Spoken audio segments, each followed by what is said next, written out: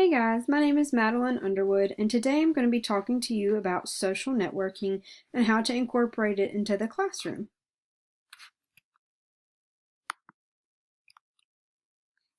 Okay, so what is social networking?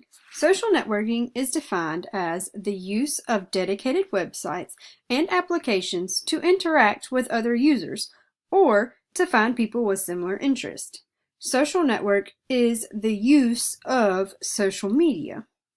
So, what is social media? Social media is defined as websites and applications that enable users to create and share content or to participate in social networking. Some examples of this would be Facebook, Twitter, Google+, LinkedIn, YouTube.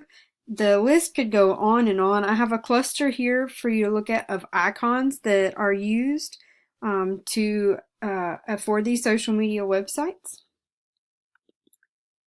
So, a social media timeline. So, you can see as the home computer became more and more popular, so did all of the social media websites.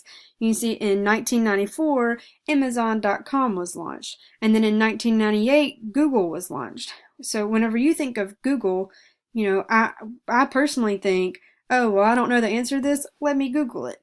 It's very, very, very popular now, as well as Facebook, which was in 2003, 2004. There's plenty to go along here, and you can see as smartphones became more popular as well, so did the social media websites. They almost doubled. So the social media use. This is statistics from January of 2017, so not that long ago. The total population in the world is 7.4 billion people. The amount of internet users of that 7.4 billion is 3.7 billion people. Of those 3.7 billion people that use the internet, 2.7 billion are active social media users. So of the 7.4 billion people in the world, 4.9 billion are unique mobile users, which means they have a cell phone or a smartphone. And of that 4.9, 2.5 billion are active mobile social users, which means they use the social media on their phone. So as you can see, we are a world that consists of social media and social networking. So some general uses for social networking, to stay in touch with friends. If you think about using Instagram, Snapchat, Facebook, Twitter, a lot of these you post pictures of what you're doing, what you're eating, you post statuses of where you're at, and you check in at different places. It's a way of keeping up with each other and seeing what each other are doing. You can stay up to date with local, national, and world news. There are constantly videos being posted of news going on just locally or in the nation, or even world news of what was going on. There's plenty of news going on through social networking and social media sites. To fill up spare time, if you think about like while you're waiting in the doctor's office, what do? You pull out your phone and you go to Snapchat or Instagram or Facebook and you scroll through your feed just to fill up that spare time. Or when you're sitting at home with nothing to do, you get on your phone and you fill that spare time there. To find funny or entertaining content. So if you're going through iFunny or even Facebook and whatnot, looking for funny pictures and stuff that you can later use in a presentation at school or at work or even in class. And then advertise for businesses. This is a big, big deal, especially with so much of the world involved in social media.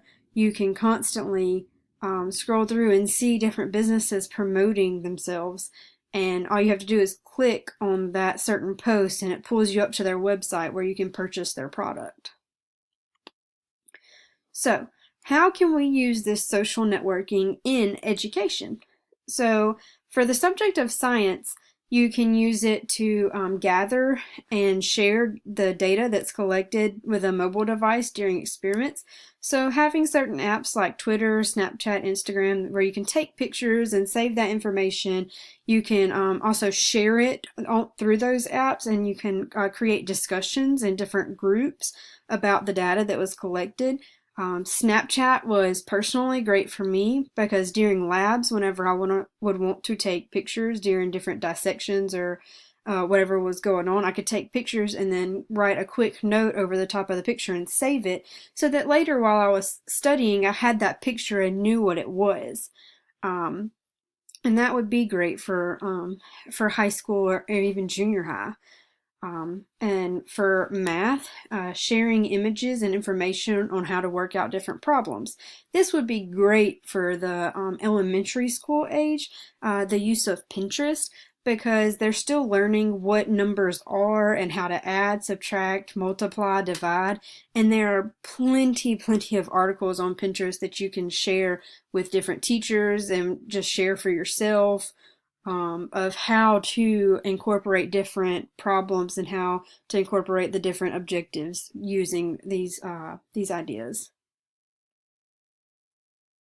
To move on, English. In English, using e-textbooks along with the Inkling textbook app, it allows the classes reading a certain book to have discussions throughout the book. So as they're reading along in their assignment of certain chapters to read, when they get to the end of a chapter or to the end of a paragraph, it pulls up where there's a discussion board. So they can click on it and it takes them to this discussion board where they can discuss with each other what they just read about.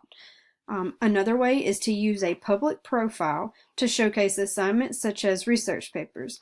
Then use this to connect with others and respond and discuss each other's topics. Also to create discussions on a certain subject. So things such as blogs, Twitter, Facebook, you can create a public profile specifically for that class, especially on Twitter, and then use a certain hashtag. A lot of the sites that I went to encouraged whenever the student would create a Twitter profile for the class, not to use a last name, just to use the first name and use that specific profile for school purposes. And it was a great way for them to keep up with portfolios of their papers that they have done. That way, once they got to a point of applying for colleges or applying for jobs, they could pull up some of their best work to be able to send in for those people to see. Ways to incorporate it in history.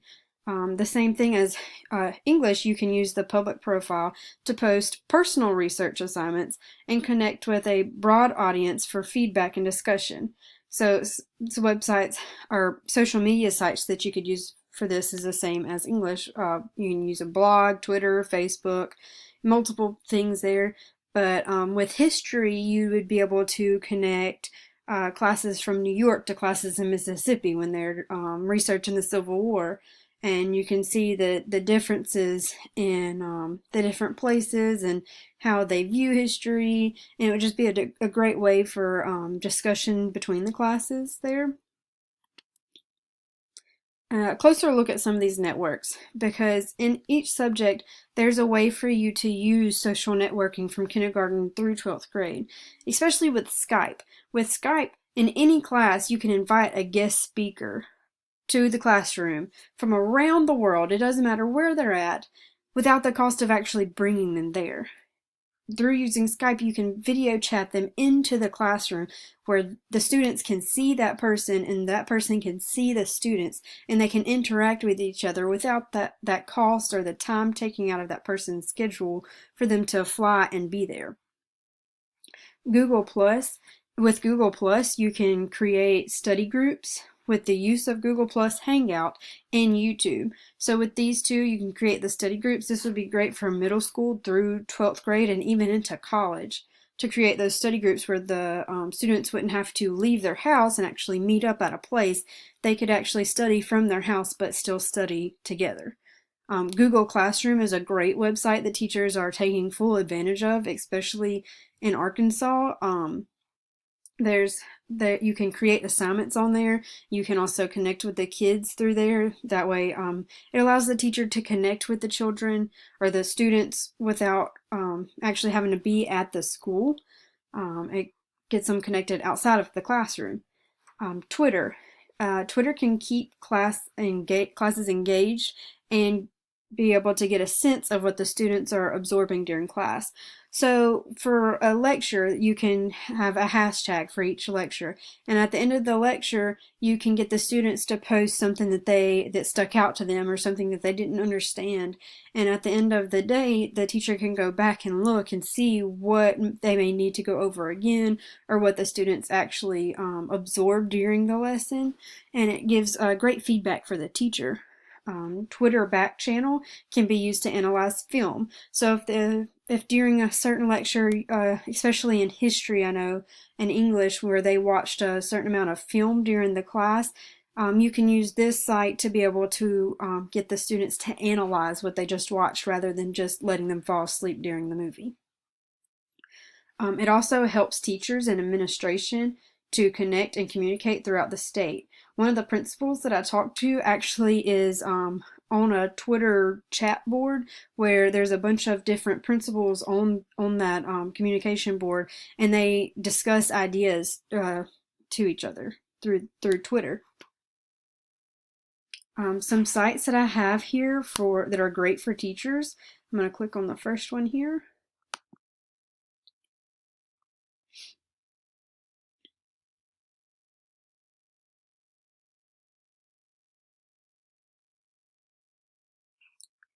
Okay, so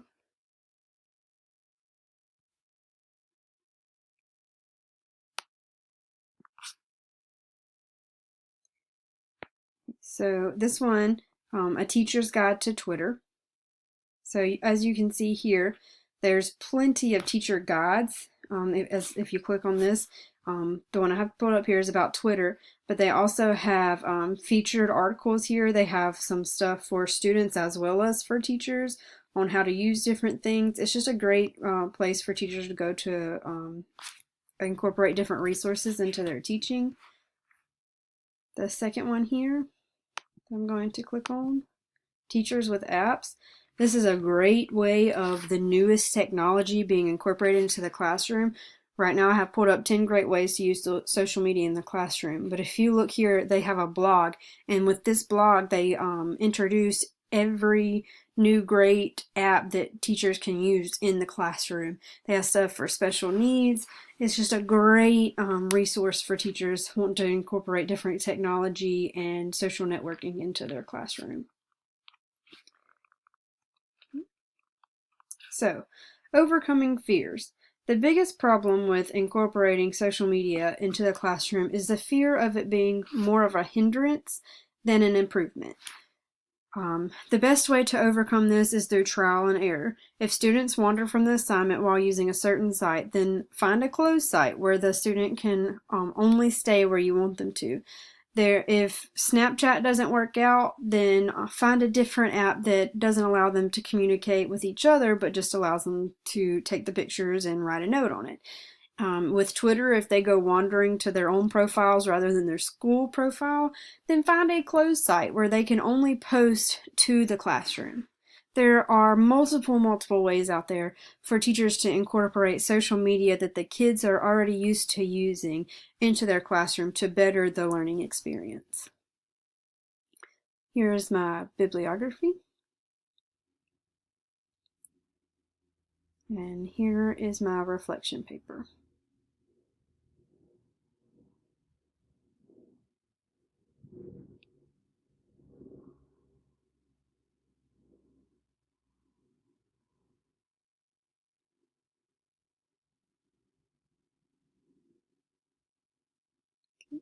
Thank you for listening today.